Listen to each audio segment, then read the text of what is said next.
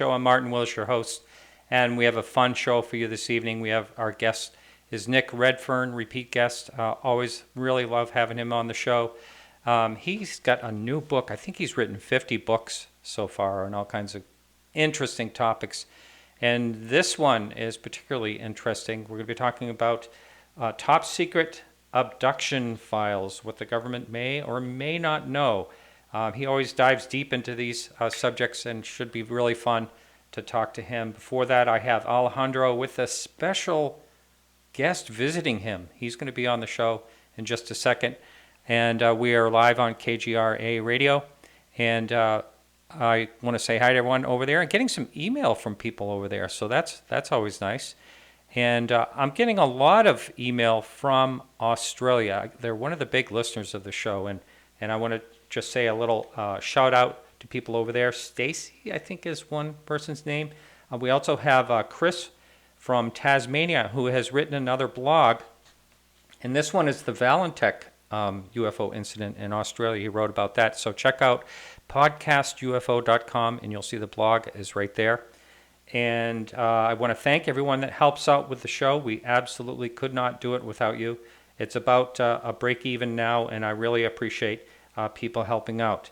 And all right, we're ready to get going. Alejandro, how are you? Yes, sir. I'm doing well. How are you? Good. You're kind of an awkward angle. I don't see. Now, I'm the guy with the, I have the stars behind me. I don't know if you can see that. I have a new background, not as fancy as yours, but my stars have fold marks in them. So copycat. Yeah. Yeah, I can't see them. I can't see you at all, but I assume you're there. I can hear you. And unless it's somebody that is doing a very good impression of you, which I think would be difficult because you have a unique voice. I do. Wow. I think that's boy, you should be able to see me. It must be your Skype or something because you're on your iPad or something like that. Anyway. Yeah, I'm on my iPad. You have a sidekick. Does the sidekick want to wave hi to us? It's Marc D'Antonio. Hey, how you doing, Martin? How are you, Mark? Good to see you. And very nice to hear you. I wish I could see you, but we'll just blame it on Alejandro, right? Is that what we're supposed to do? That's what we're always supposed to do. Whatever happens. Oh. Yeah. Well, he always blames things on me, so that's sort of like paying it forward, I guess. Yeah. Right. So you're visiting Arizona, and actually, are you both going to the event coming up in Baltimore? I am not going, but I believe he is. Oh, yeah, okay. That's the Alien Con, I believe, down in Baltimore. Mm-hmm. I'll be there. Yeah. All right. Well, I'll be there, and I'll be doing 3 different talks and participating in a panel, so they're going to keep me busy. And we're going to have a UFO Congress booth there where we're going to be selling super cool stuff. All right. And that's coming right up this weekend, right? That is the 9th through the 11th. So what? The weekend after. Next. Yeah, following week. Oh, excellent. Okay, so what is going on? So I want to get to a couple. Before you start, just before we start here, you started to tell me that you were going to make something after the show. I don't want you to forget to talk about that. Just remember that. And because I want. Once we start talking UFOs, I get excited about UFOs. So you're going to have to remind me. You're the host. That's your job. I'll try. Yeah. All right. Okay. Write a note. Yeah. So what's going on? Okay. I want to get to a couple of things. I'll touch on this one real quickly, just because it's a case that you brought this up on my podcast actually, and it's an interesting case I had not heard of, but it's in the Baltimore Sun. It's a case that happened 60 years ago in that area, Loch Raven Reservoir, where these 2 guys were driving in the area in the 50s, and they came across a large saucer in the sky. It actually made their car stop. They got out. It had beamed a light on them, and before leaving, and then their car worked. What's great about this case also is that it was a Blue Book case. So it was something that was investigated by the Air Force. Now, they say that this case influenced a lot of UFO research and a lot of UFO research in the area. But I'm not aware. I had not heard of this case before. That's why I think it's pretty cool. But I also think that it's cool that it's in the Baltimore Sun. Of course, I'll be heading there pretty soon, just like you talked about. But yeah, that's one to check out that people will find on openminds.tv. Another thing to mention is you mentioned Valentich, who was this kid who was a pilot, and that case was something like 40 years ago. I can't remember the exact date, but since you mentioned it, I just wanted to talk about it because there is a story in the media about that one as well, where his girlfriend from the time was mentioned. But just to view that, go over that one real quick. It's really interesting. This kid had just essentially gotten his pilot's license. He was going to do his first solo flight over water. Well, during this flight, he said he was being followed by a large cylindrical glowing object that was flying around his plane, and then he was never heard from again. He nor the plane was ever found. His girlfriend said in this recent article that he was actually worried about his first solo flight over water, so she felt he kind of prophesized what had happened, that something unfortunately negative did happen. Wow. But go ahead. Mm-hmm. I wanted to get into another case just because Mark is here, something else that's going on. And I love this because it's always fun to educate the public on great cases, but also to warn them of material that is not credible or is not what it appears to be. So, 1952, UFOs flew over Washington, D.C., and actually there was a wave, so there's a period of time. It's one of the best cases out there. In fact, because it had happened and they had flown over National Airport there in Washington, D.C., Blue Book was investigating it. And Captain Ruppelt, whose book you can read on this incident, he goes into it in detail, was out there investigating it. He had to go home.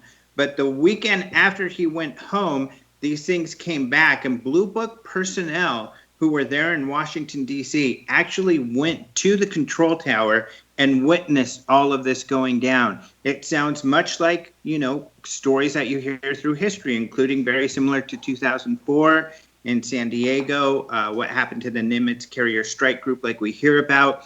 But essentially seeing these white lights, jets are scrambled. When the jets get in the area, these things dart off at very quick speeds. And in this case, it was reported that once the jets left, they came back. So a great case. However, why I'm bringing this up is that you will see this in the UFO news, because what had happened recently is that Tom DeLonge and Lou Elizondo, both of To the Stars Academy, went and spoke in Rome recently. And Luis Elizondo, is a formerly ran a Pentagon UFO project. And they talked about this case because it's a great case, but they did show a photo, and it was this photo. And people see this out there. Often it's cropped, where you don't see these lines, but you see the Capitol and these lights. Well, if you see the full photo here, and this is a photo from NICAP, they draw lines from the lights down on the street level up to the lights in the sky. Why? Because when you take a picture of something in the dark where there are lights that are overexposed like this, you'll often see kind of this in-camera kind of flare type of thing. And these aren't UFOs. These are flares. That's right. I actually have a MUFON photo expert here to talk more about this reflection phenomena. Wow. Yeah, it's true, and the thing about lens flares is that they're symmetric across the center of the field. So if you have a flare or an object that's up here, right, and you have another bright object on the ground, and you think maybe that's the source, draw a line between it, okay? Then if you have another one, draw a line between that and its potential source. If all the lines cross right in one place, then you're actually crossing at the center of that image frame, and that's typically what happens with flares. They dance around symmetrically opposite the actual source object. So that's what I think we see in that Washington one, and in many, many hundreds and hundreds of others that I've seen over the years. But, it doesn't mean that's all we have. There's certainly more to it, but that's, in that case, he's exactly right. Mark, while you're on this, Mark, pinnacle of his expertise here. Mark, while you're talking about this, there was a great case that the Mexican Air Force got involved, and it was over oil. What do they call them? Oil rigs. Oil rigs offshore, and the same thing. But they actually had radar. They had radar contact. They had their camera out and they were filming, but they also had these same refractions or something coming up from the oil derricks out there. Do you know about that particular case? Is that a similar type situation? Yeah, I don't know about that, but see, the thing here, the thing with that case is I don't know that data. I haven't seen radar data from that case personally, but radar data is always a good thing to bring in. However, the problem is that sometimes photos that get taken are conflated with the actual event and may have nothing to do with the event, like that photo that Alejandro showed you moments ago with lights over the Capitol. Those really are just lens flares, right? They really are. 99.9%, I'm saying almost 100% certain that's what those are. But for Campeche, I haven't heard of that case, but I've got more information on Campeche. Oh, there we go. And of course, we have a story on this on OpenMinds.tv. But you are exactly right, and a similar process was used to determine that those were the oil rigs, because I was a skeptic too. I did not think those were the oil rigs. How can these Mexican Air Force guys who are used to working these machines mistake these flames coming up from oil rigs as UFOs? I thought there's no way. But you know what? It turns out the work of Ben McGee had proven this to me. He actually did a process that's similar to what Mark described, and I'll talk about it. And then I turned out there was actually a Mexican UFO researcher who had done this at the time that those videos came out. So he had done the same thing prior. But essentially what they did was take the path of the plane, draw that on a map, and then draw lines from that position to where these oil rigs are. And as Ben McGee puts it, and he does that, we've got a story on Open Minds, and we've got Ben McGee's talk on this. I was there. He did this in Las Vegas, and he clearly demonstrates this. Well, that way you can predict the lights. So when you draw these lines, you know exactly when the plane will see what lights, and they line up perfectly. Right. So he was able to undeniably demonstrate that those were indeed the lights. And for me, when I saw Ben go through this process, it was like a real aha moment. It was like, oh my gosh, he just proved to me what I never thought could be true. I never thought it could be those oil rigs. But when you draw those lines, you can show they line up precisely. Yeah. But again, it's not like you got to throw the baby out with the bathwater. Right. You know, there was really something going on at that time on both cases. Yeah, I don't know if Campeche was. I don't think anything was really going on in Campeche. I don't think there was a UFO incident there. Okay, however, so we'll throw the baby out with the bathwater on that one. Well, not necessarily. It's just when all there is bathwater. That's all you got. Now we've got a baby in Washington D.C. because in Washington D.C. we do have radar data. We have also a ton of witnesses, including Blue Book personnel themselves. So there's a lot more data, and we had jets scrambled to chase these things. So we have a lot more data and witness testimony when it comes to Washington, D.C. in 1952 as compared to the Campeche case. I see. Hey, going back to the case we were talking about, the very first one at that lock in Baltimore, I believe it was. Yeah. So that one, you and I were talking on your show about the professor of history that looks into UFOs. And by the way, he is going to be on the show, by the way. I don't think he's been on any shows. I haven't seen him. I looked all through everywhere. I couldn't find him on anything. So it's taken a chance, but a professor of history ought to be very interesting when it comes to UFOs. You beat me to another one. I did. Yeah, that's the sort of thing where I feel that you can't lose, that someone like that is going to say something interesting. I noticed he wrote some stories for the Smithsonian, and he does seem to draw a correlation between people claiming to have alien experiences and the movies, especially Close Encounters, coming out with alien-type characters. So it sounds like he's a bit skeptical in that arena. However, he's definitely into the topic, and I think what he'll have to share is going to be fascinating. So that's a good job. Good job on getting him. Yeah, well, it was just an email. Hey, Alejandro, hey, you and Mark. But you still had the... Oh, wait, you still have to tell me what you guys are going to do after the show. So, Mark, and I don't know, he can explain to you how, but let me have him explain. All right. Oh, sure. Well, you know what? When you do things like we do, we talk and we investigate UFOs, sometimes you have to have an outlet. And one of my outlets that I like, that I really think is amazing, is Primal music. That is the Aboriginal music from Australia. And you think about what kind of instruments they use. They use these things that were basically termite hollowed logs. And they would create this, sound. And that sound is generated by a standing wave inside the tube, it's called. But don't worry about that. It's actually called a didgeridoo. And the didgeridoo can and has been used for a long time, centuries, actually, to create stories in the dream time in Aboriginal culture. So tonight we're actually going to make didgeridoos. We're going to take a little modern approach. We're going to actually use PVC pipe, which can be used as well. But you have to breathe special, right? Yeah. You have to do circular breathing, which is basically like you constantly are breathing out of your mouth while taking breath in through your nose. So if your listeners want to try that, let them try it. But, make sure you hold on to something because you might pass out if you're trying to do that too much. But It's pretty cool. But that's what we're going to do. We're going to build didgeridoos, and we got a group of people that are getting together tonight to do it. Wow. That sounds really like New Agey type of stuff to me.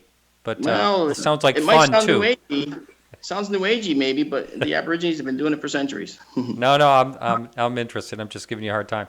All right, you two guys, thanks. Thanks so much for checking in, and have fun with your didgeridoos. We will. All right. Well, didgeridoo just for you. All right. I can't wait. All right. Talk to you next week. All right. See ya. Bye. All right, everyone. So our guest is Nick Redfern. He's always a pleasure to have on the show. And this week we are going to be talking about his 50th book. You heard it right, 50th book. He really puts out a lot of work. And this one is called Top Secret Alien Abduction Files, What the Government Doesn't Want You to Know. Nick, welcome to the show. How are you? Hey, Martin. I'm doing good, thanks. How's things? Very good.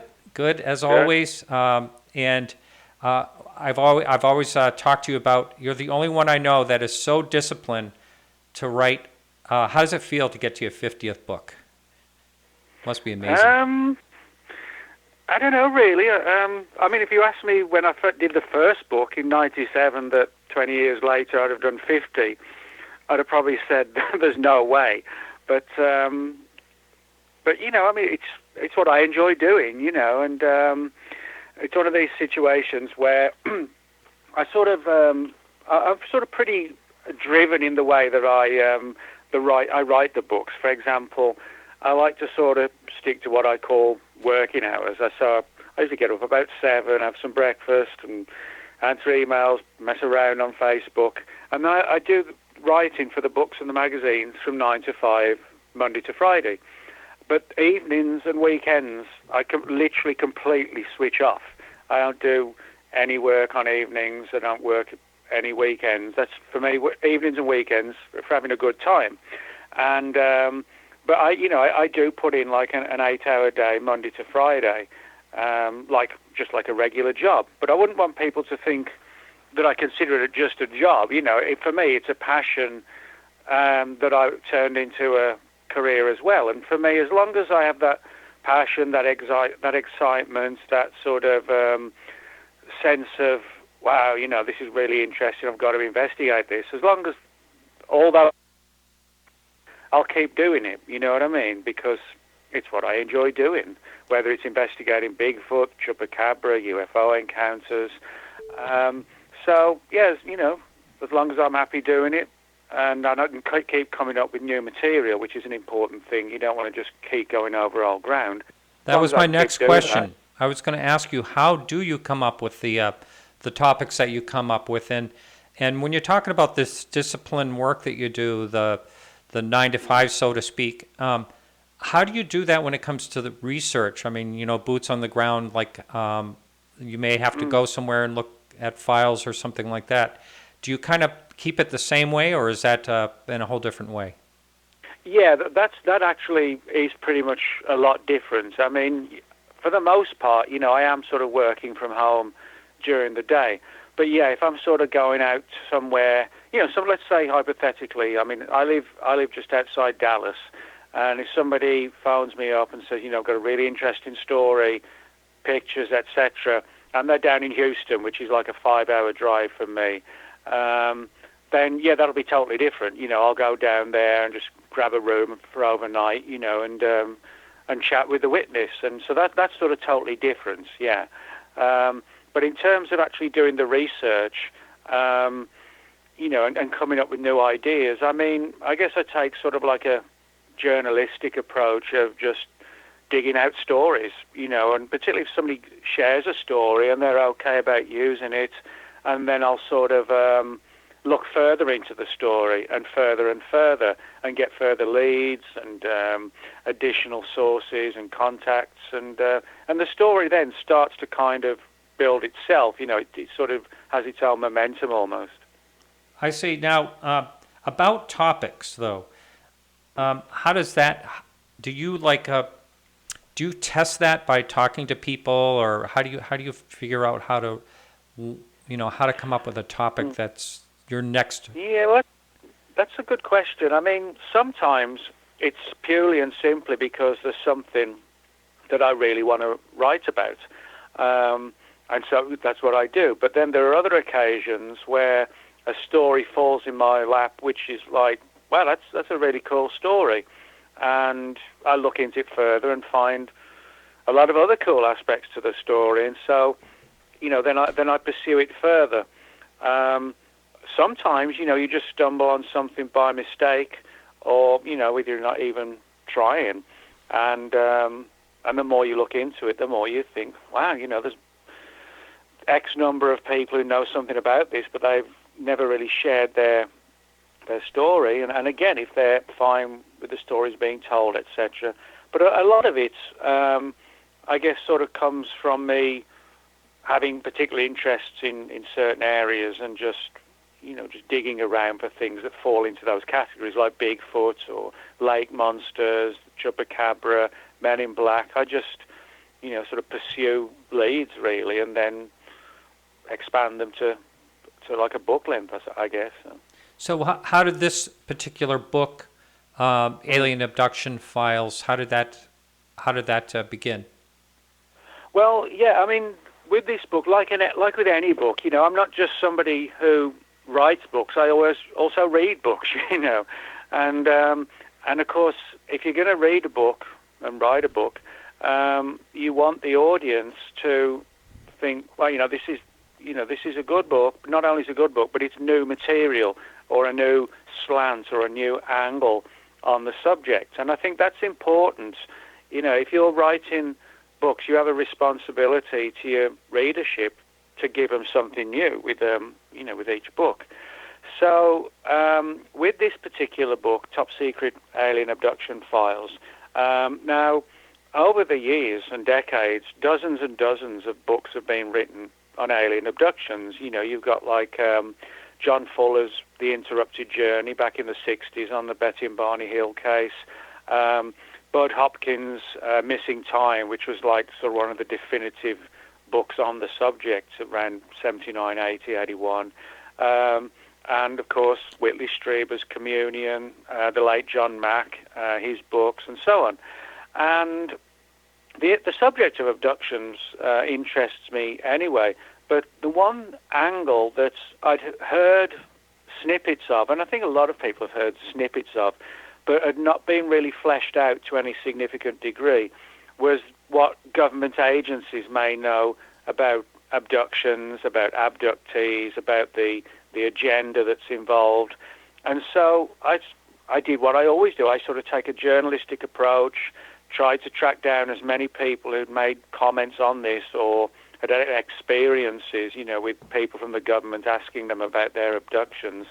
And again, just sort of, developed a situation where more and more data came forward, and to the point where I was able to make a full manuscript that presented a new, well, not so much a new angle, but new data demonstrating this connection between government agencies and what they know about abductions, but to demonstrate that this is, an important and intriguing aspect of the phenomenon, namely not just the nature of the abductions and the abductees, but looking at how and why government agencies are concerned by this as well.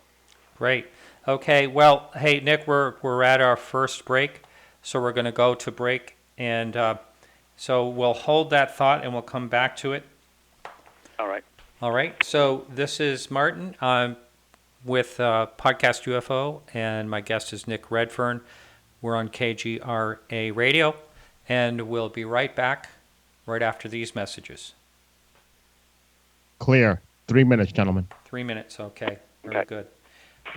So, Nick, I mentioned to you that we'll chat about off topics. We'll get back to the topic we were on.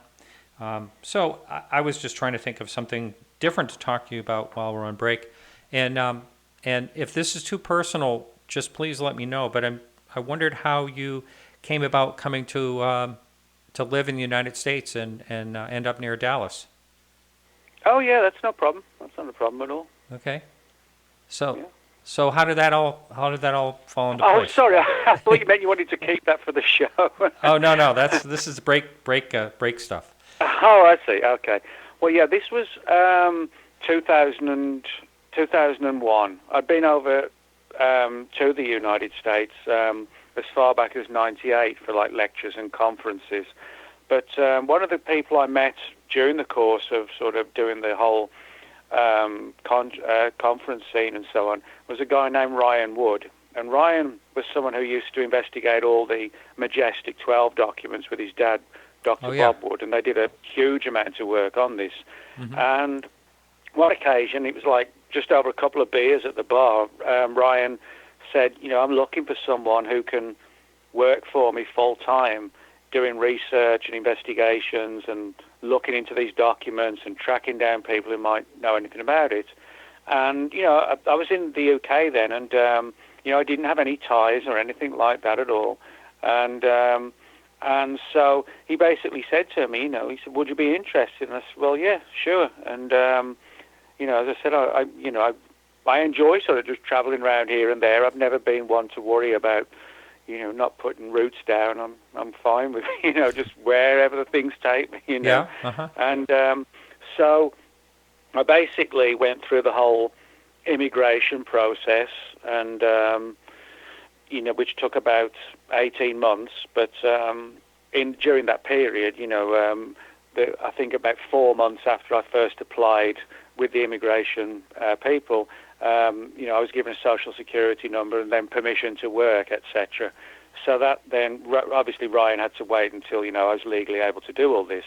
And then I became fully legal, like about 18 months after that. And that's how it all began, really. It was just pure coincidence or fate, however you want to term it, that I happened to be at the conference at the same time Ryan was looking for someone to work for him full time, and I was someone who didn't have any particular ties that would, prevent me from doing it and prevent me from sort of traveling around the country and doing research for him. Wow, perfect. Well, looks like we came right up to the end of the break. Bill, ready to count us back in?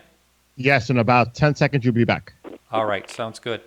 All right, so, all right, everyone in YouTube, I will let you know when the phone line opens. That should be coming up in a bit. Okay, you ready? Yep. In 3, 2, 1, go. All right, everyone, welcome back. My guest tonight is Nick Redfern. We're live on KGRA Radio. We're also on YouTube. This show does play on the Dark Matter Digital Network on Thursdays as well. Hello to everyone over there. There's a lot of people listen over there. And so, Nick, before we went to break, you were talking about, the interest that certain government agencies. Are you talking about government agencies in which countries, or all countries several countries, I mean? Well, the ones I focus on in the book are the United States and the UK. And that's primarily because, being familiar and coming from the UK and living in the US, I'm more familiar with the events in those nations. So in that sense, I've focused on some cases which are overseas in other countries, but predominantly, I do sort of focus on the US primarily, and then the UK. And so can you go into a little bit about, now the title of your book, of course, is Abduction Files, and that kind of insinuates, at least to me, that you're talking about some possible documents that came out of a Freedom of Information Act or something like that, or that have been unclassified now or something? Yeah, that's exactly what it's about. People have said to me, well, several people have said words to the effect of, well, just like you said, when you talk about files, you're talking about documentation rather than just witness testimony. I said, yes. Now, I start the book with the whole contactee movement of the 1950s. We had the contactees in the 50s, and then the 60s onwards, you had the abduction phenomenon with the abductees. Now, the reason why I do this is because through the Freedom of Information Act, the FBI, for example, have been very good at declassifying their previously classified files on many of the early contactees, like George Adamski, Truman Bethurum, George Van Tassel, Orfeo Angelucci, and George Hunt Williamson. They were some of the early contactees. And for people who don't know what the contactees are, basically in the early 50s, rather than having people abducted by these sort of bug-eyed little creatures, people talked about having been invited by what we would call the so-called Space Brothers. Now, the best way I can sort of describe the Space Brothers is that they were sort of long-haired, very human-looking, and in many respects looking just like us. And one of the important things about this is that many of the Space Brothers told the so-called contactees, like Adamski, that one of their big concerns was the threat of atomic war. And so what you had was a situation where people were following, people like George Adamski developed huge followings. And so what you had was a situation where the FBI got very concerned because people like George Adamski were saying that many of the Space Brothers had a form of government not unlike communism. And of course, this was the 50s, atheism and so on. And as a result, the FBI got very concerned that some of these contactees were sort of swaying people around to communism, and that's why many of these files were opened. But the important thing is the files were opened also because the contactees were claiming human-alien interaction. So I mention all this in the book because it demonstrates, despite some people have said that the government's never investigated people who claim to have seen aliens. Well, that's not the case. I mean, George Adamski's FBI file is about 150 pages long. George Van Tassel's is more than 300 pages. Then I could go on and on. And so that sort of demonstrates, if you like, there was a precedent, if you like, to the abductions, namely in the form of the contactees. Nick, do you think a lot of that had to do with just the fact that they could gather such a large crowd and had such influence on a large crowd of people? I mean, do you think that's part of why I personally would think that's part of why the FBI would have a file on them. I'm sure they do on religious and cult leaders, the same thing. Nick, are you there? Maybe he didn't like that question. All right, let me try to call him back. I did notice his phone was acting funny, so let me. It shows that it looks like he's still on here. Hang on. I will try to call him back. I don't know what I'm guessing, this is just a guess, he might have a portable phone. The battery went dead. That's possible. And he says he only has that one number now. So let me just see if I can try him again. Hello? Nick, are you there? Hello? Yeah, I don't know Nick, what happened. are you having trouble with your phone, Nick? I don't know what that was. Really? It just went blank, and then there was just like 3 or 4 bleeps coming in, like about every 5 or 6 seconds. I just wondered if it wasn't at your end. Wasn't a problem at your end? Yeah, I heard nothing on this end at all. I have heard a couple weird. of beeps though here and then, and they sound very suspicious, like government beeps to me. Oh. All right, it's a joke. It's a joke. Yeah. Okay, well, we're back now anyway. Yeah. But, yeah, there's no doubt that, as you said just before that, I mean, one of the reasons why there was this sort of deep concern on the part of the FBI was purely and simply because people like Adamski and Van Tassel had so many followers, you know, and they created a great deal of influence. And, you know, it was one thing to talk about aliens, but it was another thing to say, well, you know, the aliens are communists. And that's one of the reasons, at least, why the FBI followed all these people. And in other words, it was for national security reasons to a degree. Mm-hmm. And I think the important thing to note is that, you know, this phenomenon kind of continued after that, but it wasn't in relation to the contactees anymore. You had this new development in the 60s with the abductees. So, but as I said, the important thing is that we can prove through the freedom of information that that files were opened on these people in the 50s, and so it makes sense that it would have continued in the 60s as well. So where would you think that the beginning of the abductees, the alleged abductee files began? Was it Betty Barney Hill? Well, I mean, certainly the Betty and Barney Hill case of September 61 was without doubt the one case more than any other that sort of gave rise to the abduction phenomenon. But, you know, since then, people have come forward and talking about how, for example, you know, their grandmother had an experience, say, in the 1930s or the 1940s. You know, there's a lot of stories like that. Now, granted, those stories have come through in latter days. They weren't discussed or reported in the 30s and 40s.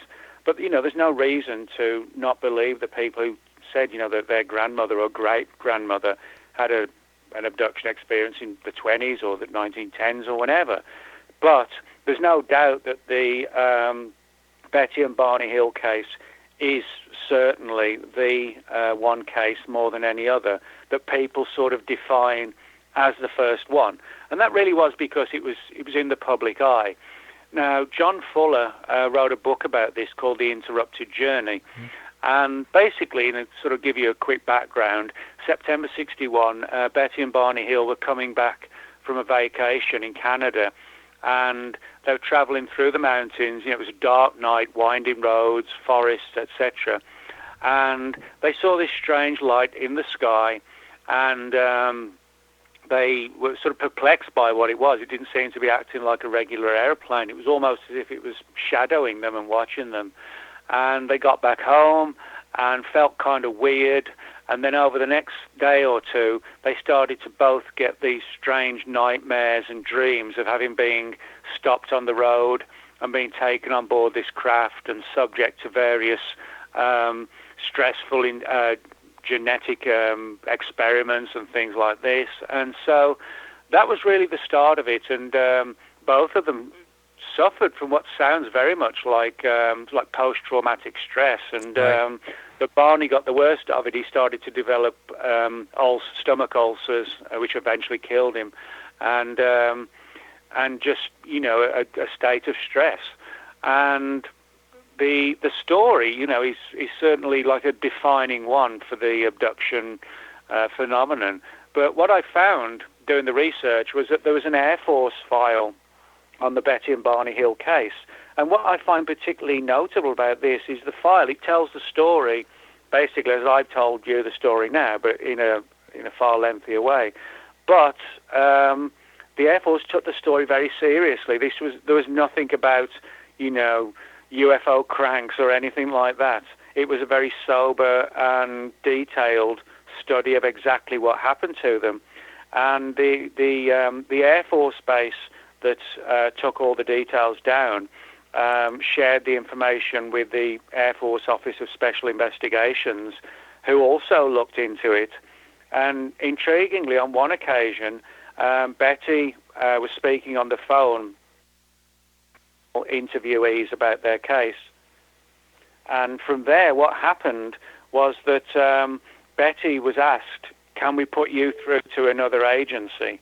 And they didn't tell her who this agency was, but whoever it was seemed to know a great deal about the abduction phenomenon and was keen to get information from Betty and Barney. And she said, to her last day, she never did know what this agency was that she was speaking to. So she was basically handed, patched through to another agency, and Yep. they seemed up on the topic. Which is that kind of what you're saying? Yep, that's exactly what happened. They were initially speaking to the local Air Force base near to her where this experience occurred. Pease Air Force Base. Mm-hmm. Correct, yeah. And when they were on the phone, then there was nothing sort of sinister about it. They just said, would you mind if we put you through to somebody else, patch you through? And she was fine about it, but she never did learn who this other department was. And, whether it was one of the intelligence agencies, whether it was another division in the Air Force, we'll probably never, ever know now unless other additional files surface. But I do actually reproduce an example from the Betty and Barney Hill file in the book so people can see, these are genuine original documents. And I think it's interesting that one of the more notable earliest cases of abduction should have attracted so much military attention. Absolutely. And so as far as the UK goes, you said you checked basically in both countries. Did their papers, documents start about the same time, earlier, later? Yeah, well, that's a good question, because the interesting thing is that they actually did start roughly around about the same time, sort of early 1960s, as things were kicking off in the United States. Now, one of the cases that I investigate, well, what's intriguing is that several of these early 1960s cases involved young girls, and where the military was investigating and interviewing them extensively and deeply. And of course, if you look at the abduction phenomenon, it often begins in childhood. So, there was this angle with the UK where you had the Air Force's intelligence departments in the UK literally going to the houses of young girls when they'd heard stories, perhaps in the local newspapers and things like that, of having seen a UFO, and really sort of, speaking to them intensely. And now one of the cases, which is slightly different because it involves a man, 1962, a guy named Ronald Wildman, and he was like a car delivery guy. He was delivering a car in the early hours of the morning to get there on time to the location. And as he was driving down this lonely road, the lights of his car started to flicker and go out. At the same time, the car started to sort of judder and slow down. And within ufology, these are known as vehicle interference cases. And when they saw this strange thing in the sky, like a classic flying saucer, Ronald Wildman immediately made a connection between the sort of malfunctioning of the vehicle and the presence of a UFO. Now, within seconds, whatever this craft was, it shot away. And Ronald Wildman's car, or the car that he was delivering, I should say, started to work fine again. He raced to the local police station, told the story, and suddenly the British Royal Air Force's Provost and Security Services, as they were known at the time, came along and grilled Ronald Wildman about his experience. Now, the Provost and Security Services in the UK are pretty much like what you would call the James Bonds of the British Royal Air Force. They get involved in espionage programs, counterintelligence, disinformation, spying on, like Russian military and things like that. And they interviewed Ronald Wildman quite deeply. And one of the more interesting things about this particular file is that it talks about how Ronald Wildman had seen this UFO, the car had started to malfunction. This was sort of about 3 in the morning, when hardly anybody was around. And one of the most intriguing but brief comments that was made was that one of the Royal Air Force personnel that prepared the document actually wrote in it that Ronald Wildman had told them that he was, quote, muddled by the time. In other words, the time frame from when he saw this UFO to when it left, he said he was muddled by the time frame in terms of it seemed, much shorter than it should have been. It seemed like it was all over in, 5 minutes or thereabouts, maybe even less. But afterwards, when he arrived at the police station, it seemed, there was like 2 hours missing.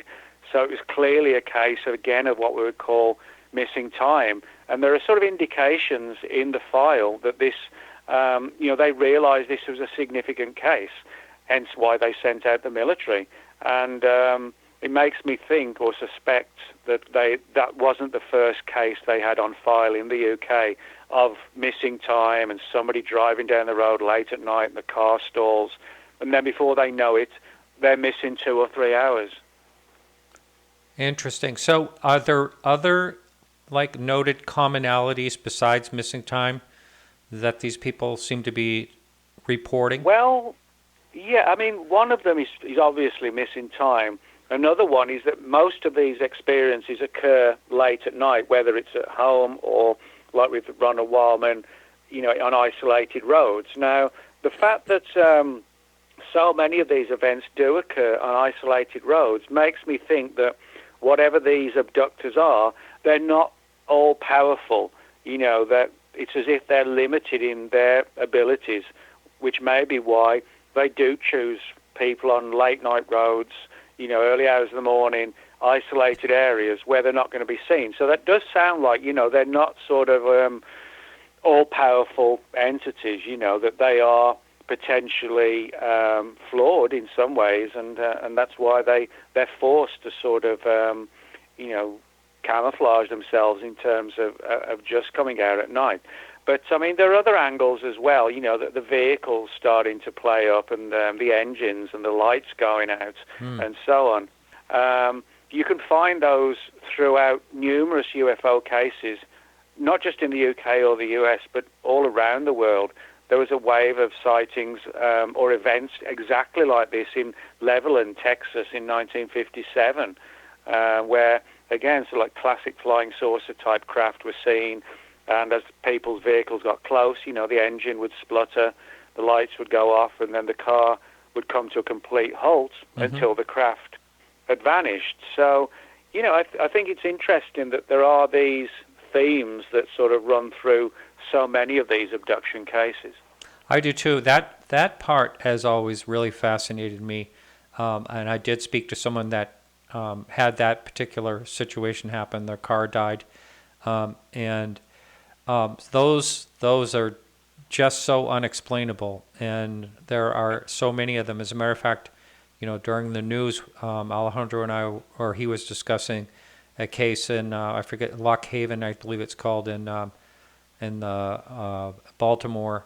It's a reservoir for Baltimore Reservoir, and that's the same thing that happened there. The car died, the lights went out, everything electrical goes out, and then when the thing goes away, everything works again. What electromagnetics, I think, or I don't understand how that happens, but it's even more curious how everything just seems to work again. I don't know what kind of electrical wave could make that happen like that. Yeah, I mean, it is admittedly weird because sometimes, the whole car just fails. Other occasions, it's just the lights. So, Right. it is sort of weird how, even certain parts of the car are being affected rather than the whole thing. And then the other thing you hear about is camera batteries, whether it's a phone Yep. or, whether it's someone with a video camera, all of a sudden their battery's dead, Yep. and strange things. So this, in the UK, we were talking, would you say that there's a lot of files out there about abductions, or is it just here and there? I mean, what did you find in your research?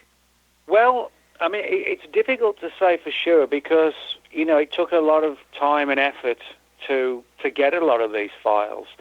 But, I think an argument could be made that there could be hundreds and hundreds of files. The problem is trying to identify what agency is responsible for keeping these files and where they're held as well.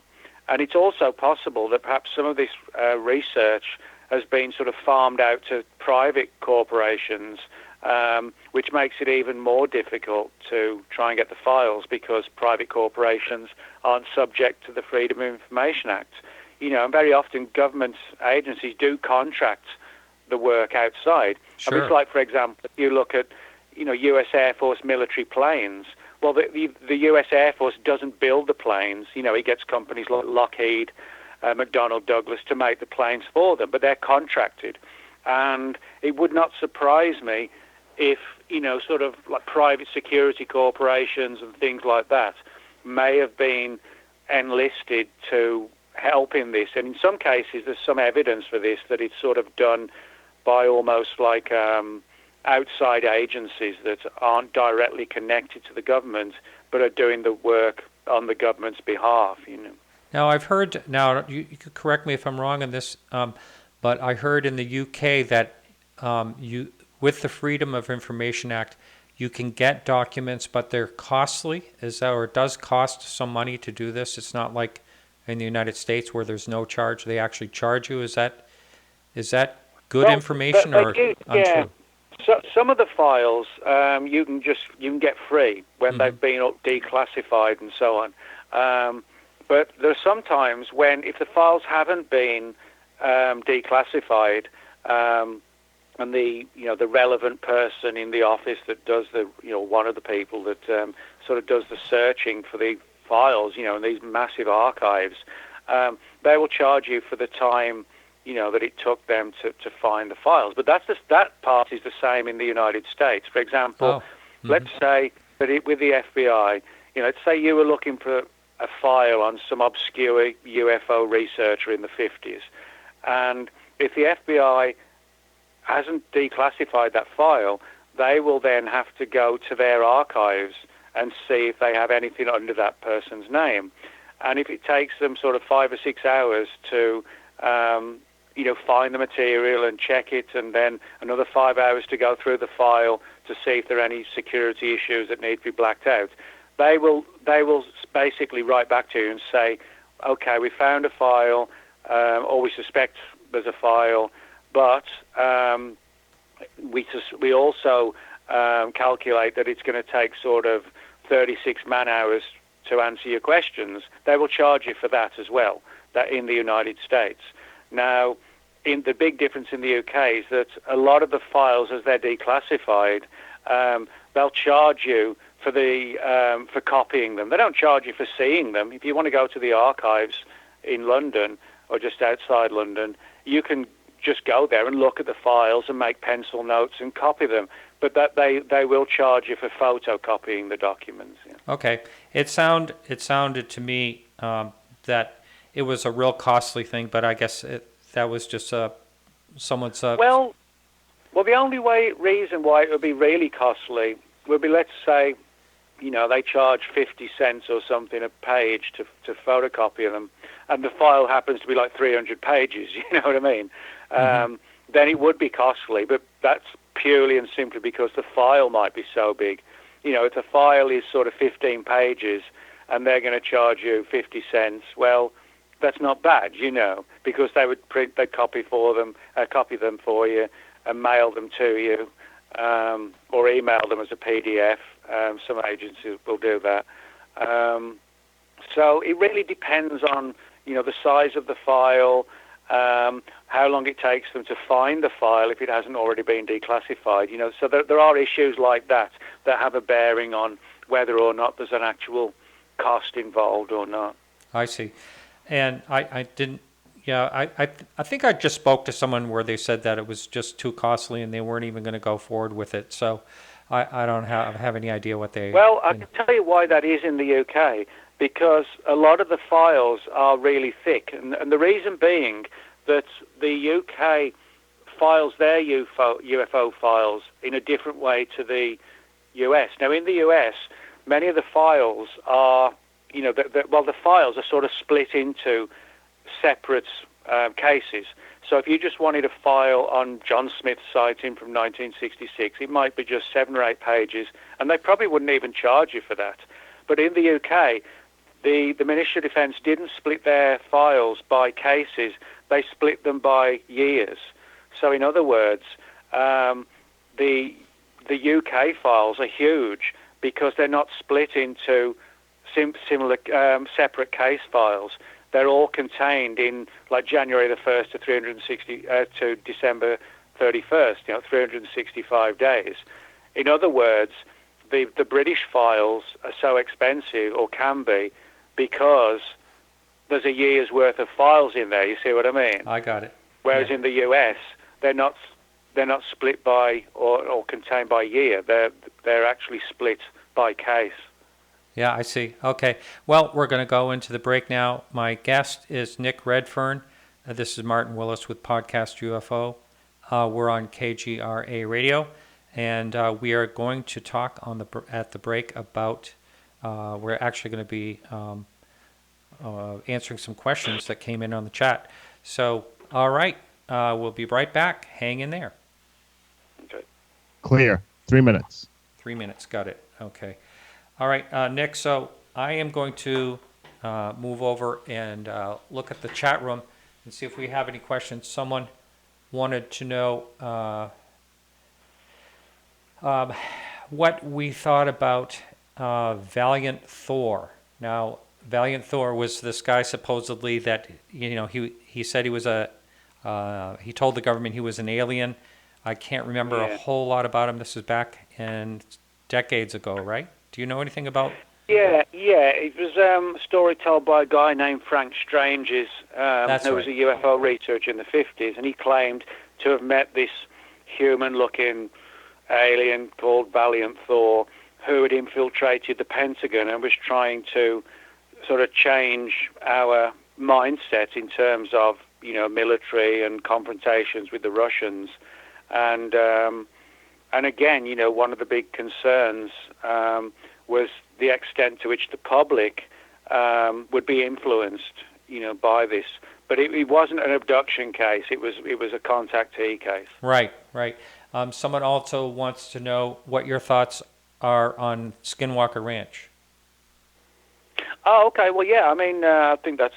Yeah, I mean, I can talk about that. The idea of portals and doorways and strange creatures coming through. I mean, you can find parallels to the Skinwalker Ranch all around the world, these sort of window areas, as John Keel called them.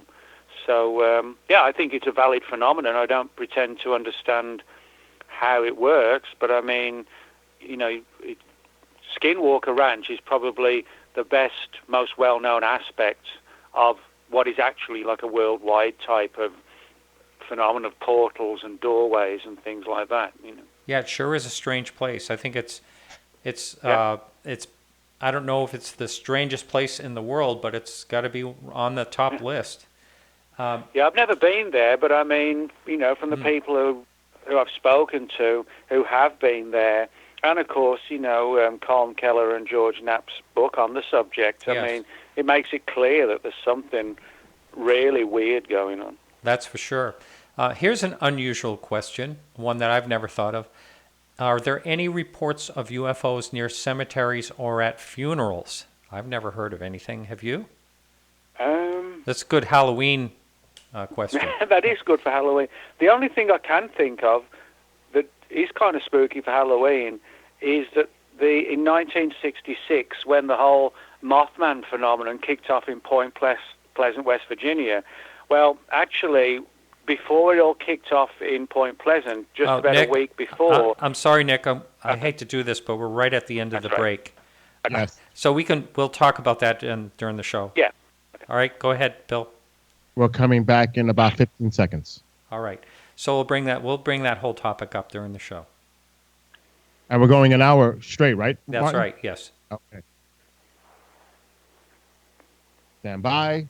In 3, 2, 1, go.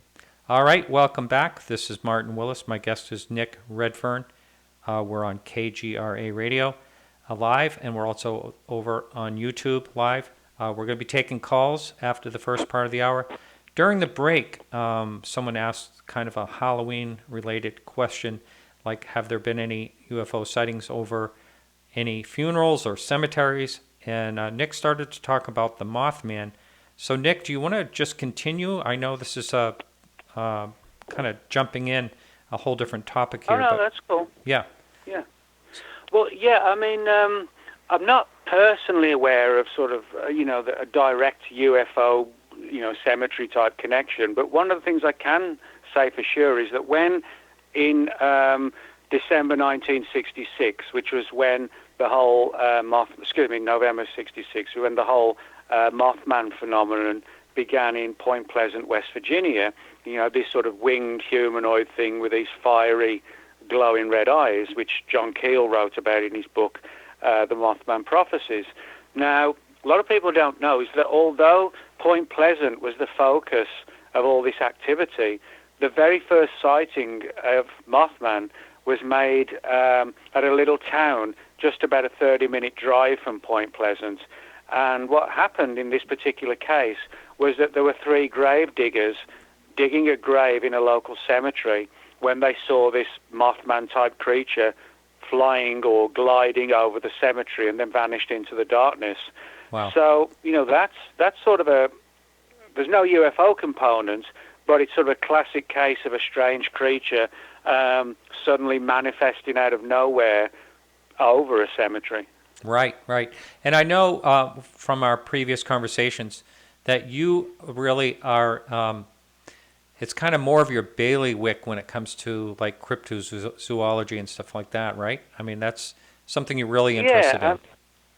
Yeah, I mean, the whole phenomenon of cryptozoology is probably, in many respects, is more intriguing to me. I enjoy it because, cryptozoology sort of lends itself more to expeditions and road trips, which is what I enjoy.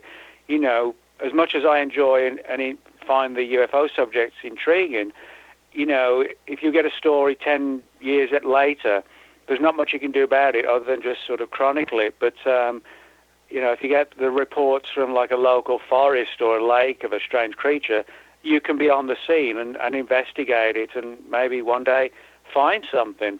But things like Mothman, that's one of my sort of more things that, I'm sort of drawn to investigate. And I've been to Point Pleasant on 3 or 4 occasions, and it's an intriguing place. The town is today dominated by the legend of the Mothman. They have this yearly festival, which literally attaches about 12,000 people turn up for it. It's like a county fair, that kind of thing, rather than a down-to-earth conference. But yeah, I mean, the whole Mothman thing is something that intrigues me. And I went to the most recent festival back in September with several friends, and the interest and the intrigue is just as much as it was way back in the 60s. Interesting. Wow. All right. So we'll get back to your book. Before we do, I just wanted to announce that anyone can call in. That phone number's up on the screen on YouTube. And for those of you over at KGRA Radio, that number is 603-967-4030. That number is only live during the show. That's all that number's used for. So and it rings all the time. And anyway, so now I want to get back to your book. What would you say is the latest of the files that you have uncovered? In other words, the most contemporary. Mhm. Well, in terms of the files, many of the files that are potentially available, have sort of go back to the 80s and 90s.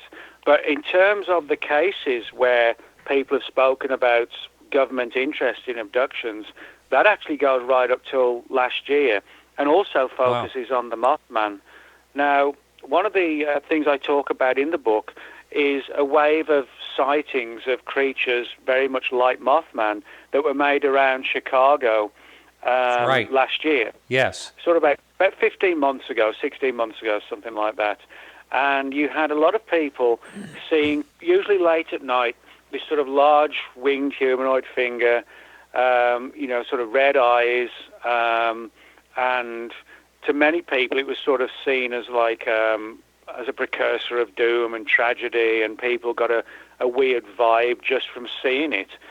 Usually sort of, late at night, perched on the buildings in Chicago. And so the phenomenon grew and grew to where there were literally dozens and dozens of people reporting sightings of this strange creature. Now, what's intriguing is that a number of those people who reported seeing the Mothman were also alien abductees. And I was actually able to interview one of the women who fell into that category personally.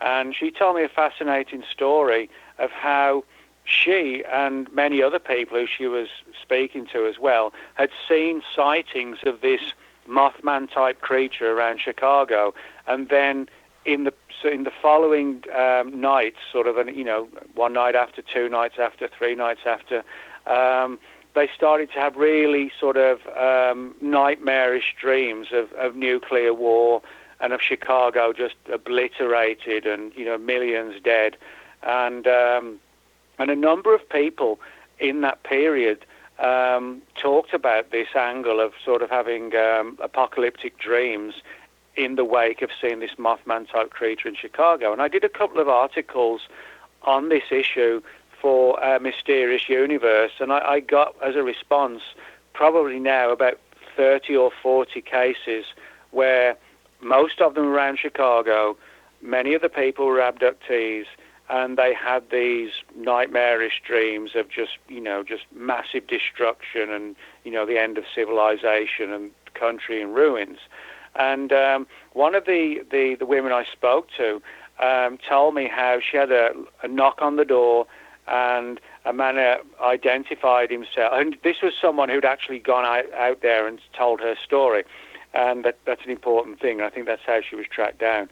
And there was a knock on the door, and it was not like a stressful, intimidating Men in Black type situation. It was basically a guy involved in sort of national security issues, defense issues, and said, "Can I speak to you about your statement that you put out there?" And she was a bit shocked, as I guess most people would be. But she said yes, invited him in, and he was very concerned about the nature of the dreams, and also about, in the particular dreams, as to how the United States had collapsed as a result of this, like a sneak attack. And she had actually looked into this story to try and figure it out for herself. And the image that she saw was of the Russians having like a preempted strike, but doing it with what's basically called electromagnetic pulse technology. Now, electromagnetic pulse technology directed at an individual or, a military base, whatever, can quite literally wipe out all the technology. It'll stop cars, your laptop will never work again, your phone, everything. That's what electromagnetic pulse does. And she said that's the image she saw of like a preempted strike, and this massive electromagnetic pulse sort of just basically wiping out, just about every electronic device in the United States, and then leaving the US vulnerable. And she said that angle was the one that the guy kept coming back to on like 4 or 5 occasions on this roughly couple of hours long interview. Amazing. And as I said, there was nothing sinister, no stressful aspects, no threats or warnings. He just basically said, we prefer it if you don't speak about it, but we just wanted to speak to you because we've got stories like this from other people and not just in Chicago, and we're concerned, and we just like, if you could just give us your opinion and your findings, it would at least help us to get a bigger picture. So it was actually quite a relaxed interview. And when I met her and spoke to her, she did not come across as some sort of crazy fantasist or anything like that. She was just very lucid and a regular person, and that's just last year. But what's intriguing is that she'd actually had sort of prophetic dreams of apocalyptic events going back to her teenage years, and also abduction experiences. And you do find, within the abduction phenomenon, you do find cases where people who've been abducted do see images of like the apocalypse and mushroom clouds, and the typical things. You do hear that. Nick, we have a caller on the line. Caller, your first name and where are you calling from? Hey, Martin, it's Todd from Richmond, Virginia. Hey there, how are you? Thanks for being patient. Yeah, no problem. Yep. you have go ahead. I got a couple, two-part questions for Nick. One, hello from another Britner. First part of my question is, in one of your books I read, you had contact with the Collins elite. Mm. And I read another book, I mentioned it, Exoboticana, and they also contacted the Collins elite. And I wanted to know what your thoughts, if you think they're still active in the government behind the scenes, and just basically what your thoughts were behind that. And my second part of the question is, I was born and I'm from Ipswich, which I'm sure you're familiar with, and if you know of any UFO cases in that part of the UK. So what part of the UK did you say? Ipswich. Ipswich, yeah. Okay. Yeah. Well, I mean, for the first part, there's no doubt that the Collins elite, which, for people who don't know, I wrote a book about 8 or 9 years ago called Final Events, which was a study of a strange little group in the government, which was like a think tank type group, which was looking at the idea or the theory that the UFO phenomenon was not extraterrestrial but demonic, quite literally demonic, demons, horns, fiery pits, that kind of thing. And the Collins elite was a small group that was funded by the government because there were people in government, deeply religious people, who also believed that scenario, that the UFO phenomenon was sort of supernatural rather than extraterrestrial and demonic. And so they were sort of given funding to look into this angle, and they still exist to this day. And when I wrote the book, and it was published in 2010, people said, there's no way that the government would fund a little group to investigate the possibility that UFOs have demonic rather than extraterrestrial origins. But just, you might know, just in the last few months, more of this story has come out through, for example, Senator Harry Reid and also George Knapp, who have insider contacts and have talked about speaking with people from these groups and how this group does exist. And there's no doubt that the Collins elite, which is the name that they like, the kind of nickname they used, there's no doubt they're still around and still investigating what they believe is the answer to this phenomenon. Now, the second part of your question about Ipswich in England, Ipswich isn't that far really from the famous site of the 1980 Rendlesham Forest UFO landing in December 1980. It's no distance away really at all. And but in that part of England, there are a lot of cases, not just the Rendlesham Forest case, but a lot of other cases on the east side of England, not far away from Ipswich, and in Ipswich itself, where people have had UFO encounters, landings, sightings in the sky. And I won't say it's sort of on a scale of like Point Pleasant, because it's not, with the Mothman, but there are a lot of cases from that particular part of England, with the Rendlesham Forest case of 1980, being the most well-known one, I guess. Hey, well, yeah, my father, he was stationed at Lakenheath after he left Vietnam, and that's why I wasn't born there. And he said he saw strange lights there while he was there. I just was curious. I would be too little to remember, but I appreciate the time. Thanks again. Thanks, Martin. yeah. All right. Thanks for the call. I appreciate it. Bye-bye. Bye. Okay, so Nick, a question came in on the in the chat room. Someone wanted to know: have you personally ever had a sighting or seen something that you couldn't explain?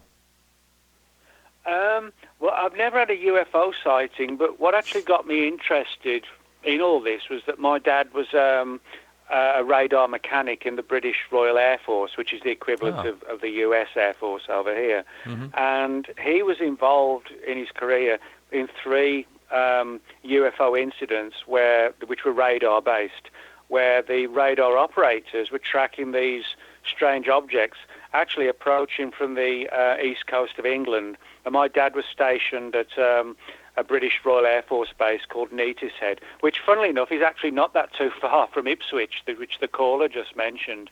And whatever these objects were, they were flying at tremendous speeds, but performing all sorts of weird acrobatic movements, like sort of, flying at 500 miles an hour and then coming to a complete halt at like 30,000 feet, which aircraft simply cannot do that. They have to turn slowly. They cannot just come to a complete halt in a second. It would just kill people with the G-forces. Sure. And so aircraft were sent up to intercept these, whatever they were. Some of the pilots said they saw sort of bright, shining lights. Others saw typical, like, flying saucer-type craft. And this went on for 3 nights, and the 4th night, nothing happened, and there was nothing else after that. And everybody, like, for example, the ground personnel, the military pilots, the radar operators, and my dad's team, which were the radar mechanics, were all brought in and told, you signed the British government's Official Secrets Act, which is basically a piece of legislation that if you join the government, you agree not to tell any sort of secrets that you might have learned.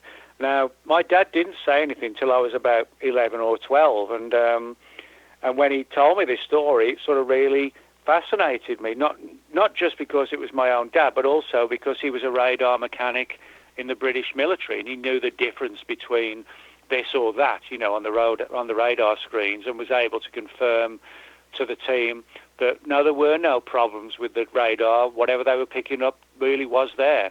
And I never really forgot that event. And, as time went on, I started reading books by people like John Keel and Charles Berlitz and Brad Steiger. And that's what kind of set me off, really, with this subject. Right, yeah. Brad Steiger passed away last year. He, what a nice gentleman he was. I got the chance to interview him. Well, actually, it was earlier this year. Oh, was it earlier he was this year? guy, That's right. Brad. Yeah. Wasn't really that long ago. No, it wasn't just a few months, Yeah. What a great guy he was. And what a writer. When Brad died, Brad had done almost 200 books. Oh. I'll never reach that. Well, you never know. Yeah, you never know. Well, unless they find a way to, to find immortality, I don't think I'm going to be doing 200 books. Yeah. So one of the things I'd made a note here, one of the things that I always questioned, I guess I would say questioned, is why on earth would someone be abducted and then continually abducted? I mean, that's such a puzzle. It doesn't seem to make any sense. Well, it is. Yeah, I mean, the only thing the one thing more than anything, I should say, that sort of at least goes some way to answering that question is that you often find that abductions go in family generations. You're right. It's like the grandmother has it sort of 70 years ago, and then her daughter has it 50 years ago, and then her daughter, in the 70s has it, and then today, there's a kid who's 16 and they're starting to experience it. So there does seem to be this generational thing where families and individuals seem to be followed, and this has sort of given rise to the idea of some sort of, like a genetic experimentation or a program to, take certain families or certain people, or to experiment on people in, the same families and so on. That's really the only answer I can think of. Mm-hmm. And it is, and it is sort of supported by the witness testimony. I mean, there are a lot of cases. In fact, I would say the majority of cases when somebody in the family has had a weird experience like this, in most cases, somebody else in the family has had a similar experience as well, but maybe didn't talk about it, or perhaps didn't even recognize the importance of it, just thought it was, a bad dream or whatever. But there's no doubt, in my mind at least, that there's some sort of generational link going on with the abductions. Sure seems like that. Now, I remember Kathy Martin I was speaking with her. Actually, she was on my show at the time she revealed this. That was when I was in Phoenix last February. She said that I believe it was not only her aunt, Betty Hill, but also her grandmother that was saying that she had an abduction situation. So, I mean, I was kind of shocked to hear that. I'd never heard it before. So, No, I mean, well, I hadn't. But, I mean, that's sort of a classic example of, what we're talking about, that it isn't just one individual, like on a random lonely night. It's more like a planned situation of targeting not just individuals, but entire families, across the world. And if that really is the case, it demonstrates something that's sort of really sophisticated, but also suggests that, there's sort of constant surveillance to some degree of these people, regardless of however many times they might move house even. If it's here's kind of a strange question perhaps to you, but if it wasn't aliens that are doing this, what are some of the other answers it could be? Well, this gets to a really controversial area, because you have what in my mind are 100% legitimate alien abduction experiences.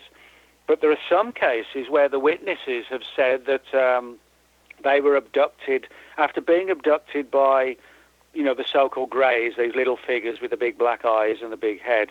After being abducted by them, they've then been abducted by military personnel who sort of, unlike the case in Chicago with the Mothman story, in these stories, which are known as military abductions or MILABs, the witnesses typically describe these events as very traumatic, and rather than like in Chicago, where the guy was just asking questions and would you mind helping us, in the MILAB experiences, it's almost like an intimidating interrogation. You'll tell us what we know because this is a national security issue, and it's you're basically you have to help us or else. It's very traumatic and sort of in your face kind of situations. But there are a lot of cases like this, these so-called MILABs, where people are re-abducted after the original abduction, and this particular group, they do not come across as friendly. It's just intimidation, just a very fraught situation for the witness. Now, so that's the one angle. There's another one is that one of the things I talk about, which also kind of confuses things even more. There are some examples where government agencies may have been testing out new mind control technologies far beyond the 1950s, things like the CIA's MK Ultra program, but where, for example, they were testing out mind-altering technologies and using it on people and in some cases use this sort of alien abductee motif. In other words, saying that, well, if we can make people think they're seeing aliens, we can make them believe they're seeing anything, and testing them out on citizens before turning them on, the Russians or the Chinese or whoever. So, there's a lot of weird stuff. You've got the original, what I believe are genuine abductions. Then you've got the military abductions of the abductees to try and figure out what's going on. And then you have what are possibly mind control experiments using the UFO subject as a means to try and determine how the human mind can be altered, if you like, to make us see just about anything that anybody wanted you to see. Now, are there, as far as you know, are there any cases that are documented that you found files on where anyone talks about their other family members being abducted, or things that you hear about like implants or anything like that? Oh, yeah. Well, a perfect example would be the story of Betty Andreasson, who's been the subject of a number of really good books written by Ray Fowler. And the Betty Andreasson story is focused on sort of generational abductions over the course of sort of half a century or thereabouts. But what's interesting is that Betty and her husband Bob described a lot of weird stuff like black helicopters flying over their homes, to the extent that they actually put a complaint in with the military, to try and figure out who was doing it, who was flying these helicopters and flying them at sort of really low, intimidating levels. And so, in the one sense, you have the surveillance going across decades within this one family, but you've also got the children and, the relations in the Andreasson family also having experiences as well. So now we don't have the files, on any files so far at least, on Betty and Bob, but what we do know, and which is documented, is that they did put complaints in about these black helicopters sort of constantly flying over their home and just pestering them. And, so in that sense, we've got a paper trail provoked not by the government, but by U.S. citizens who are just sick and tired of essentially being surveyed in sort of almost like a taunting fashion. Wow, that is something. Someone keeps posting in the making a connection to David Paulides' missing 411. If I know that when he talks about, I got to meet him a few months ago. When he gets to talking about people missing, he doesn't want to take any type of a stand on what he thinks they are. He kind of leaves it up to the reader or the person listening to his lecture. But do you think that have you ever considered that there may be any connection with all the people that just end up becoming missing, like, a final abduction? Well, yeah, I mean, that's an interesting angle, because you're right. David's books are really good, but, he is someone who presents what he knows for sure and prefers not to speculate. And I mean, with his background in law enforcement, that's probably had a big impact on it. And that's actually a good thing, if, I mean, sometimes I think we are guilty of sort of speculating a bit too much in certain cases and, putting 2 and 2 together and making 10 instead of 4. That does sometimes happen.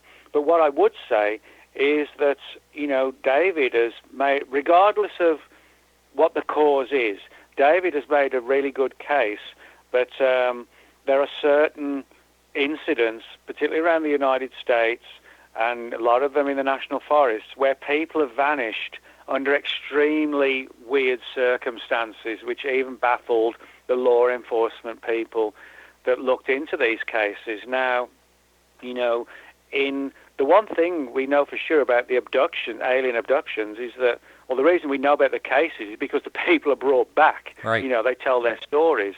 But of course, David is talking about people who are, whatever's happening to these people, they're not coming back. And so, this sort of raises another angle.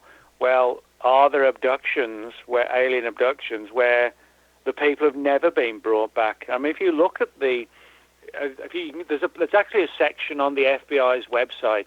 I forget where it is now, but if you go to it, it'll tell you how many people vanished and were not found in the previous years, and how many people actually are missing, in the U.S. right now, period. And it's gigantic numbers. Now, some of them may be people who wanted to start a new life, Right. Somebody runs away with somebody else's wife or whatever. They just want to make a new start, or they were murdered and buried by some crazy serial killer. And obviously most of the cases, I'm sure, have down-to-earth explanations. But in saying that, as I said, David has made a really good case that some of these cases seem so weird, that people just vanished, under almost inexplicable ways. Absolutely, and for instance, they'll be just behind someone or just ahead of them, and then just gone, or then the strange places they'll find a body of someone. That just absolutely makes no sense. They've been by the trail 10 times and had dogs there and everything, and then all of a sudden the person's there. Really strange things.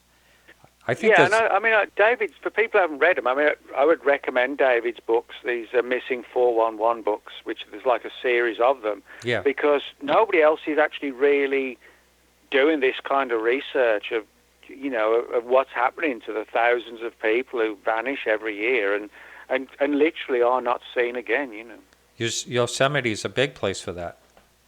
Yosemite Park in California. And that's one of the interesting things. Although David doesn't, say anything about its alien abductees, and I wouldn't expect him to because of the approach he takes. But in the same way that I mentioned that it seemed like with the alien abductees, the abductors, the greys, whatever you want to call them, it seems they're limited even in their technologies, which is why they take people late at night in isolated areas. Well, that limited ability on their part might explain why they might target people in large forests and woods, because it gives them a large degree of camouflage, which may, again, suggest kind of like a weak point, in their technology. Right. I was talking to him at this conference, and I said, well, do you, he says he hikes, and I said, well, what do you do? What do you bring with? He brings a firearm. He brings a satellite radio, telephone. He brings a GPS, receiver. Everything in the world. He really is. After all the research he's done, he's kind of scared of something happening to him, which would certainly be irony, wouldn't it? Yeah. Oh yeah. I mean, a good example of all this. A good friend of mine, Shelley. Shelley Covington, Montana. Shelley does a lot of research into the Bigfoot phenomenon. Now, every summer or thereabouts, about 3 months, she goes out into the Pacific Northwest woods, and I'm talking about from like May till like the end of August. Wow. And she takes with her, her devices so she can, turn sort of stream water into clear water, pure water. She takes her own dried food, and she quite literally lives sort of 30 to 40 miles inside the Pacific North woods for like 3 to 4 months. Amazing. And she's had some, interesting stuff in relation to Bigfoot. But I guess the one thing that really hit me when she told me, about when she was first doing this, just the sheer issue of being sort of 40 miles away from civilization in the middle of nowhere and realizing it's you and just nature. You know what I mean? Right. And most people never find themselves in that kind of situation. Even if you go into the Pacific Northwest woods for a picnic on a Sunday afternoon with your family, people probably go in about half a mile into the area, where there's like a little park area and, seats and tables and whatever, and you can just hang out. But most people don't go sort of 40 miles into those woods, as Shelley does. And so in that sense, we're talking about a sudden realization that you are 100% vulnerable and there's no one else around, and anything could happen to you.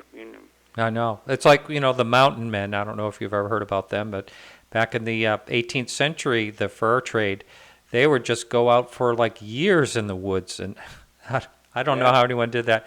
Always makes me wonder what they saw, or if they had any tales of strange beings, or, UFOs, or, all that. Well, kind of like a fictional example, nothing to do with UFOs or Bigfoot or anything like that.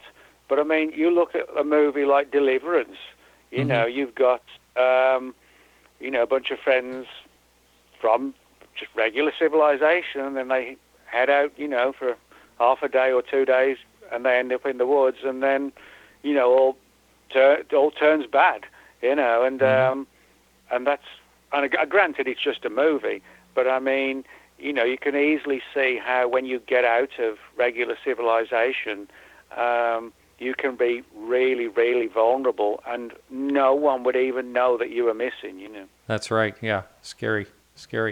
Now, we do have the phone line open if anyone wants to call. That number's up on the screen on YouTube. You're welcome to give our guest a call. And so you were talking about earlier that, I forget the name of the person that had visions of basically that things were going to be destroyed by basically wiping out the electric grid. And that is one thing I got to say, that we are just absolutely vulnerable in, when it comes to all that. And, the research out there says that 90% of Americans would perish in 3 years if the electric grid went down, and yet we don't have it protected. And no, you're right. And that demonstrates how vulnerable we all are. I mean, the woman you're talking about is the one I mentioned, Jane, who had this series of sort of distressing dreams and nightmares of, Chicago being destroyed and other cities being destroyed. And as I said, when I wrote about this, I got dozens of responses from people who'd had similar dreams, some about Chicago. Another one talked about an event near Lubbock, and another one near the Florida Keys. And it was just these gigantic explosions and, sort of firestorms that were like 300-400 feet high, just racing across the landscape. And a lot of people don't realize the sheer extent of what a nuclear war would be like. You even hear people today saying you could win a nuclear war. You cannot win a nuclear war.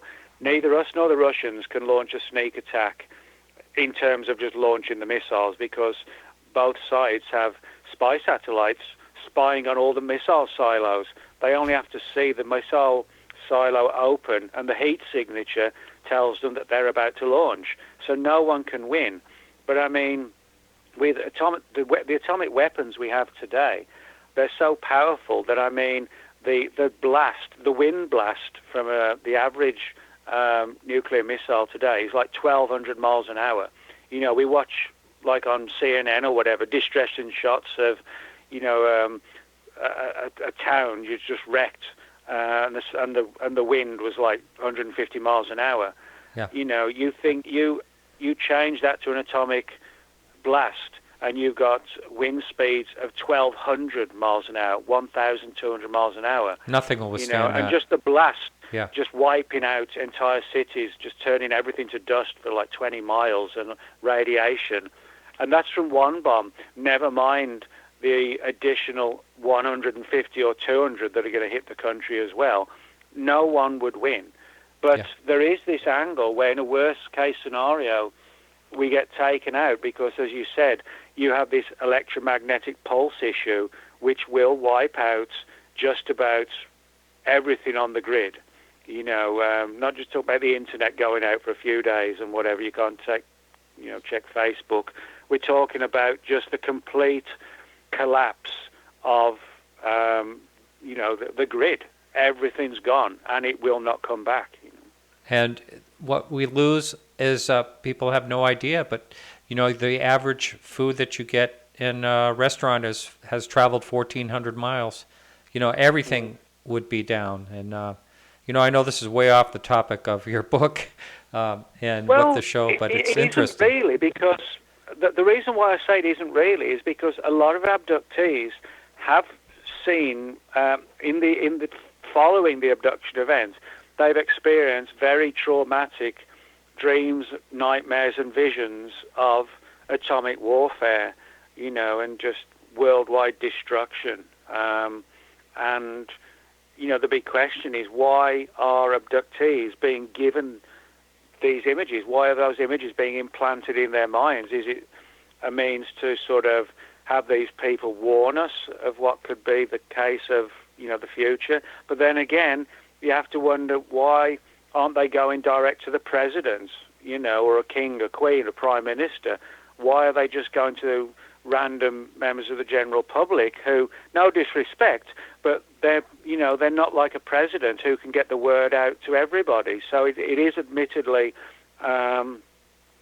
baffling as to why they get these images, but they do. I mean, even Whitley Strieber had one. He said he saw an image of Washington D.C. destroyed, and in the dream, this was in, I think, like 2040 or something like that, and nobody knew who did it. And in his dream, as a result, the U.S. was put into like a state of martial law, and just like a totalitarian kind of state, which again is sort of very disturbing scenario. But so many people who've been abducted do talk about that, images of destruction and the end of the world and so on. Even we have a caller on the line. I'll get to it. Just 1 second here. Even like the Ariel school phenomena, those kids there, a lot of those kids had visions of destruction, or even just plain take care of the planet. The planet's being destroyed. Caller, where are you calling from, and your first name, please? Caller, are you still there? Are you Hello? Calling? Hello. What's your first name? Hi, this is Mike calling from South Carolina. How you guys doing? Hey, Mike. Welcome to the show. Great. I'm a big fan of Martin's as well as Nick's. Thank you. I just had a question about the Billy Meyer case. I understand there's a lot of individuals now where it's being bypassed. A lot of people have just kind of gotten to the forefront in regards to the SS, the outer space programs that they got going on, the space programs. But I was just curious to know what you guys' take is on the Billy Meyer case. I know Wendell Stevens was hell bent on saying that, he stuck by that thing until the day he passed, that it was authentic. But, I just really would like to know your take on it, because I myself feel that there was two particular things as far as the frequency sounds and the metals that were supposed to be authentic, but I just would like to know your take on it. Thank you. Yeah, sure. Well, I mean, the Billy Meyer case is like a classic contactee case. It was an abduction story. It was more along the lines of, the earlier contactees like George Adamski. Now, there's no doubt that that Billy Meyer's story puts ufology into two camps. There are those who full-on believe his stories and his photographs, and those who full-on do not believe it. There's really hardly any room for any kind of space at all. Now, I've read quite extensively on Meyer's claims and whatever, and there's no doubt that a lot of them are extremely controversial and to the point of, it's like, well, could this really be? But on the other hand, what I would say is that, his photographs, a lot of those photographs do actually look really impressive. Some of them do really look like in the right kind of perspective to photograph, a 30 to 40 foot object in the sky, with trees around it. And that's exactly how they look. Even, for example, Bob Lazar, granted, he's also a controversial character, but Bob Lazar said that when he was allegedly working out at Area 51 in 1988, he said he saw a craft stored there that looked almost identical to one of the craft photographed in one of Billy Meyer's photos. So, it's like a lot of these controversial stories. You have people on both sides of the coin as to whether the story's true or not. And I would actually say that Billy Meyer's story kind of defines that, that angle of believers versus non-believers, and absolutely no room in between the two for any kind of vague, well, maybe. Yeah. Right. Well, Yeah, my take is a little different. Just I guess I'm in the camp of the non-believer camp, I'd say, and there's only the way I look at things. If one part of a story is fudged or faked or whatever, then to me the credibility kind of crumbles. And he has been. There has been some things that have come to light. For instance, a small tree and for perspective was used in a field where there was no tree. There's a garbage can lid that actually there's pictures of the two compared online. And the most damning thing of any of his work was back on the Dean Martin show. There were these singers, and there was a picture that he had taken, and that was in a book, and it's from the Dean Martin show from the 1970s. So there's that's absolutely true, and that's one of the the flaws in the story. And I think I wouldn't want people to think I'm a full-on believer in his story. I'm not. I mean, as Martin just pointed out, that is one of a perfect example of something that we know is absolutely not true. That the Dean Martin story. That's researchers proved that it's exactly as Martin said it. But what I would say, there are some of I won't tell you all of them. Some of the cases, some of the photographs are intriguing. That they are. They are. Yeah. Now, that doesn't prove anything, but if you look at those pictures compared to just somebody throwing a frisbee in the sky or whatever, if the whole thing's a fake, I give him, sort of an applause for actually being able to put all this together in what is actually looks a really intriguing way, but it's garbage. I would be sort of impressed by the ability to achieve what he has achieved, regardless of which side of the coin you're on. And especially him having one arm as well for be able to do the type of work that he did. Hey, well, thanks for the call. Oh, absolutely. You guys, it's been fun. I appreciate your work you do. God bless. Thanks a lot. Yeah. Okay. So we'll probably, if someone else wants to call in, we'll probably have time for one more call. We've got about just over 5 or 7 minutes left, I think, something like that.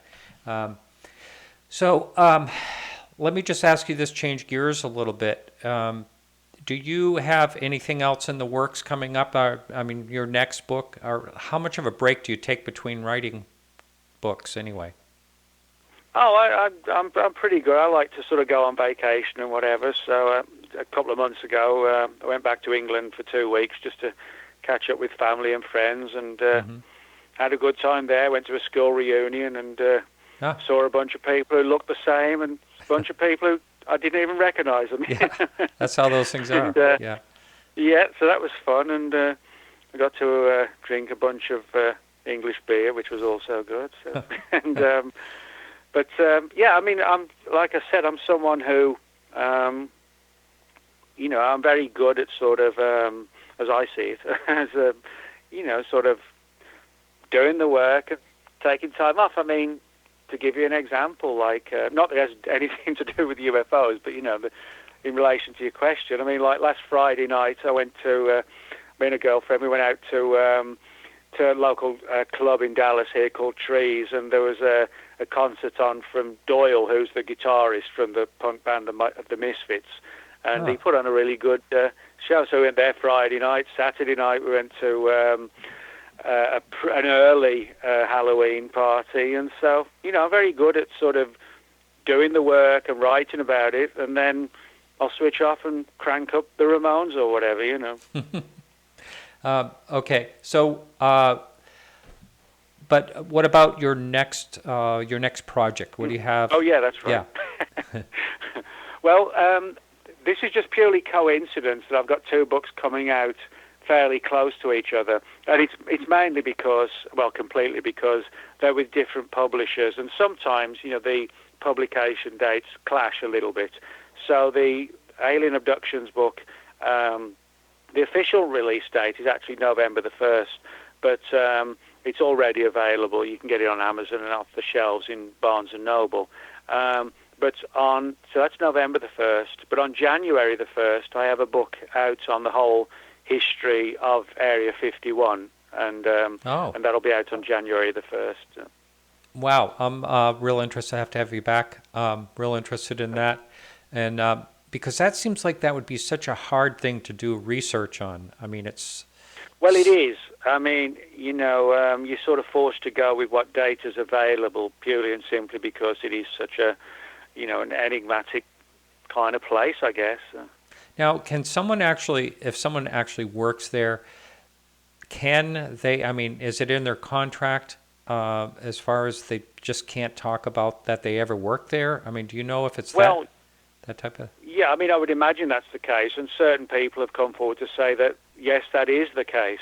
You know, intimidation, you won't do this. You know, almost like a military equivalent of like a non-disclosure agreement, that kind of thing, you know, with all the usual caveats involved, you know, talk about this and this is what will happen, that kind of thing. And if you look at the number of people who must have worked there over the years versus the number of people who have come forward, well, the number of people who come forward is minute. You know, that's it's right. Tiny. Yeah.